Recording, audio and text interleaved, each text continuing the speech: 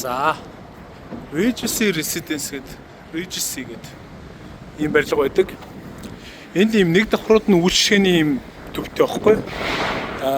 Тэнгүүд энэ Regency маань хаана байдаг вэ гэхээр би одоо хаягийн тааж Шангрила энэ зөвлөө байж байгаа. Шангрилагаас нэг 400-500 метрийн наан. Яг одоо ийш нөгөө натурын зам үргэлжилж явсараа багаад нөгөө Шангрилагийн уулзрал нөгөө том гүрлөгөд өгтөн штэ.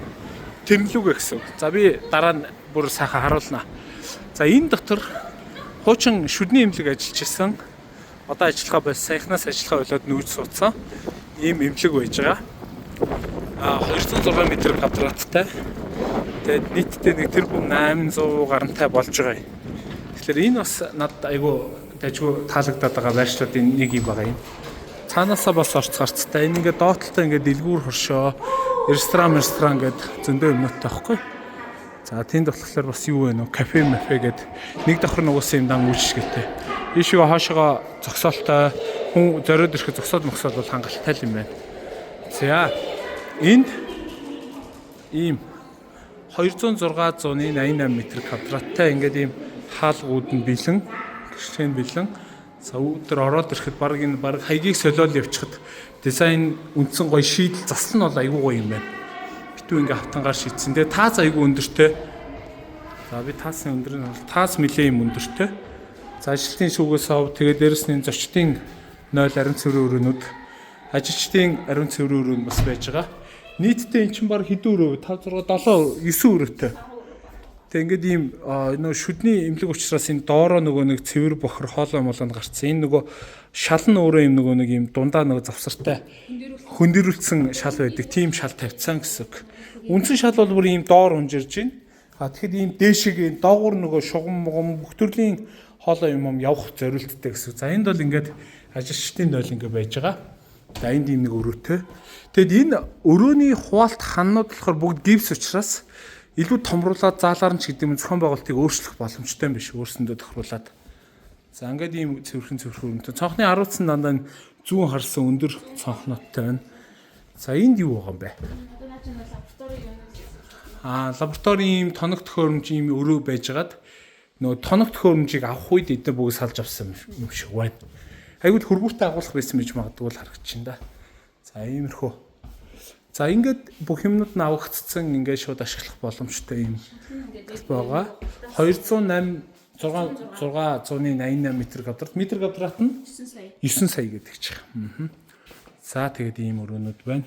Энэ жижиг өрөөнд бүгд томсох боломжтой. Тэгээ би энэ таацны өндрийг харуулах гэдэг. Энэ үндсэн таац нь бүр ийм өндөр дээр байгаа юм байна. Хаалгатай харьцуулах юм бол бараг дахиад дээр нь 4.5 орчим өндөртэй ийм таацтай байгаа байхгүй. Тэгэхээр ингээд ямар ч том тоног төхөөрөмж энэ төр оруулж ирээд тавихад их тухтай юм байна. Агуулгын өрөөний чинь гарцсан. Эмнэлгийн зорилтоор ашиглаж байсан учраас дахиад эмнэлэг байгуулъя гэхэд нөгөө зөвшөөрөл өгөхгүй байх тал дээр бол асуудалгүй юм байна. Бүх юм шийдэгдсэн. Энэ цайны өрөө байсан юм шүү нэ.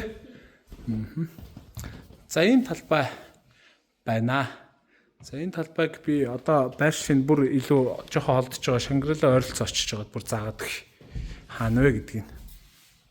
За энэ ингээд ийм тэрэгцтэй өвгөн орох юм налуу шатматаа ингээд шийтцсэн юм байна. Тэгээ ямар ч үл шүлгч орох боломжтой гэд. Надад энэ нас аяг их таалагдаад байгаа. Нөгөө бид нар дээр онцлуулах хүмүүс чинь бас ихэвчлэн бие мутсан тэрэгцээр энэ төр явж иж магадгүй учраас. Тэгэд энэ улдаас нэг эмнэлгийн зориулттай ийм шалаар холдосолцсон байгаа юм байна. За энэ бол ингээд ийм бэлэн байгаа юм байна. Энэ ингээд ийм сая дотор нэг юм унтраангууд энэ автомат хаалга байхгүй. Тэгээд энэ хаагтахаараа шууд чойжлогчд юм байна. Нэгсэндээ кодоор л онгоно гэсэн үг ийм түлхүүр хэрэггүй ийм системтэй байна. Гадны орчин нь бол иймэрхүү байдалтай. Одоо тэнд Шангрила харагдаж байна. Шангрилагийн наатлын Олимпик резиденс тэр өндөр нь болохоор Шангрила харагдаж байна гэсэн үг. Тэгээ яг нөгөө хойдолт нь энэ машин зогсоол дээр нь гараад ирсэн байж байгаа. Одоо тэр цаатлын том цонх нэгсэндээ энэ объектын цонх байна гэсэн үг. Тэнд чинь дэлгүүр юмнууд байж байгаа. Яг тэрэгцэртэй гэдэг юм уу? Хүмүүс орж ирэх юм бол шууд энүүгээрээ төрөөсөөр гал ямар ч боржуур таарахгүй орчих боломжтой юм байна. Тэр нь бас давуу тал юм шиг санагдаж байна. Цонх нь одоо ингээл байж гэнэ гэсэн үг байхгүй. ийм том юм байна. Тэгээд ингээд барилгын зүүн талын хэсэг ингээд. Барилгын зүүн талын хэсэг нь ингээд хойшоо болоо зүүн харуулцтай л хэсэг байна шүү дээ, тий. За эндээ ингээд тоглоомын талбай малбай байд юм байна. Энэ орон сууц энэ ч өөрөө орон сууц шүү дээ. Энэ авч чинь нэгдүгээр эмнэлэг байж байгаа. Юу болохоор нэгдүгээр төрх ойрхон байгаа. Халдварт хавдар судалч болохоор ийшээ 1 км радиуст километр гарна жоохон гарантай ч юм уу байж байгаа гэсэн үг. Хоёрдугаар эмнэлэг бас байж байгаа. Ер нь эмнэлгүүд их ойрхон л болчихж байна гэсэн үг. За тэгээд нөө барилга нь өөрөө бас нэлээд зэрэгл өндөртэй дажгүй барилга. Байршийн хувьд тэгээд өвчиж байгаа. Барилга нь ч гэсэн ер нь эртний эн чинь оршин дорд удаж байгаа ч гэсэн аягүй сайн барилга тий.